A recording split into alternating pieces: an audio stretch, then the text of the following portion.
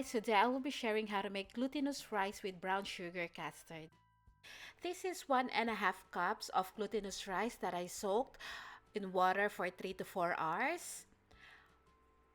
1 teaspoon of salt, 200 ml of coconut milk, and this is 3 pandan leaves. So to begin, combine the salt and the coconut milk. Give it a stir. So I drained the water from the glutinous rice. Again, you have to soak this glutinous rice for 3 or 4 hours. Then combine the glutinous rice and the coconut milk. The coconut milk should cover the glutinous rice. Then on top of this, we're going to put the pandan leaves. I'm just splitting the pandan leaves just to get more aroma, but that's not necessary. Then we're going to steam this for 15 minutes.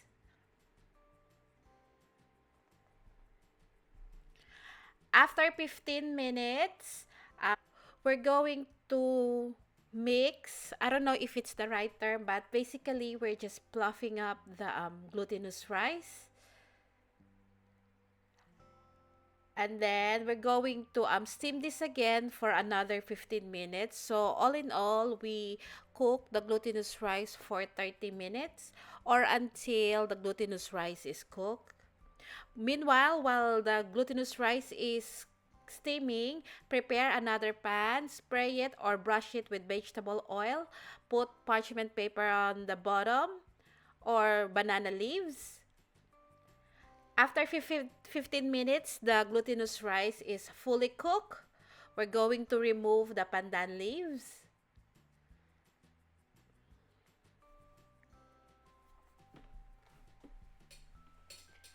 And then we're going to transfer this into the prepared pan.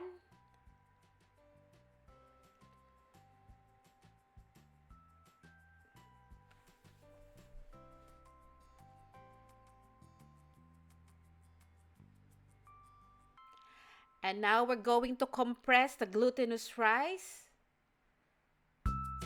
Make sure that it's well compacted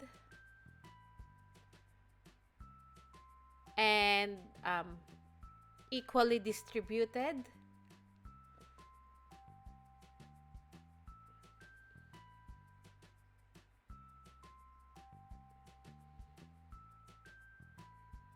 Set this aside for a while. Meanwhile, we're going to make the brown sugar custard. So we need 3 eggs.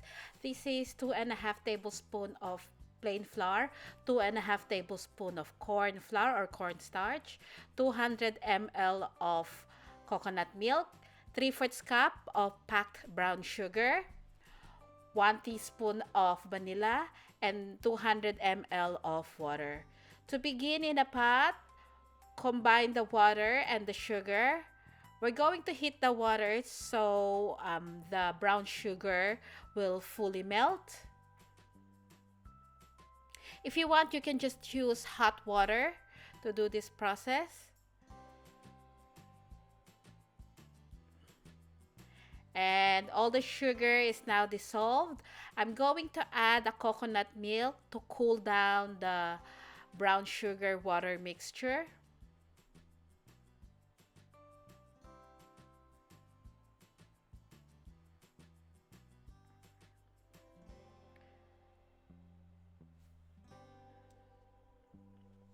To this, I'm going to add 1 teaspoon of vanilla.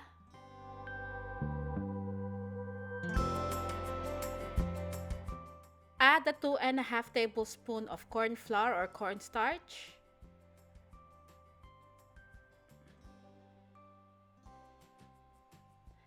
Then add the plain flour, which is 2.5 tablespoons as well. Give it a good mix. To this, we're going to add the 3 eggs.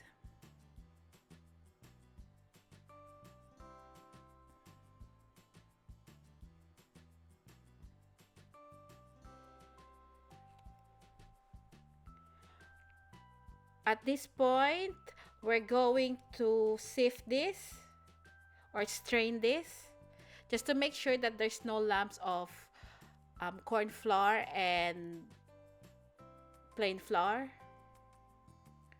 Put it back in the pot, and then we're going to cook this just until the custard thickens a little bit. If it starts cooking a little bit, that's fine. It will not show in the end product. So at this point, this is now ready. We're going to immediately transfer the custard on top of the glutinous rice.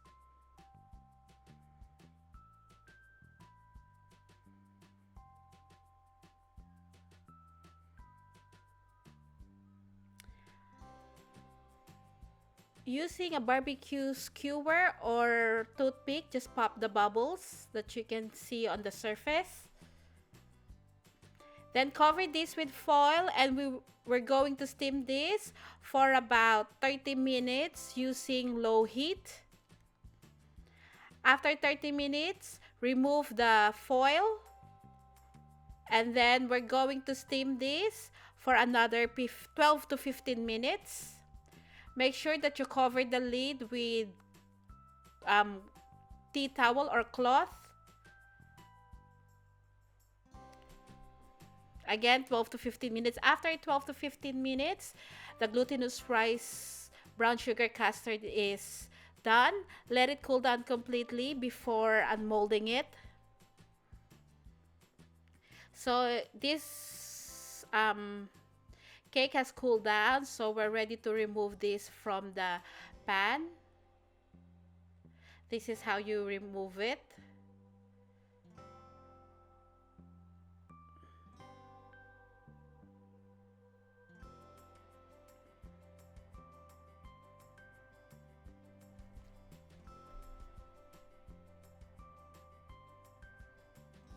And then with the knife, make sure to cover this with cling wrap so it doesn't ruin the custard.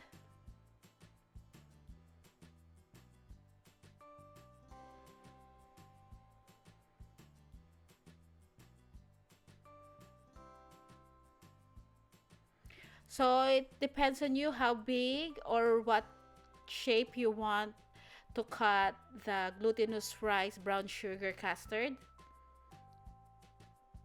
As for me, I'm cutting it rectangular.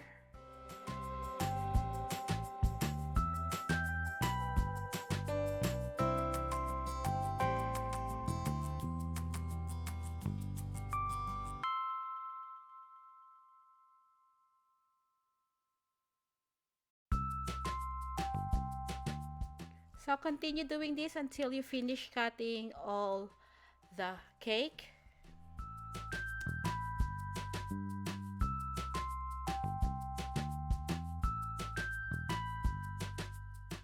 And this is the finished product. This is so easy to make. I hope you give this a try. I can guarantee that you're going to love this. You can also sell this if you want extra income. And just to show you a close-up look,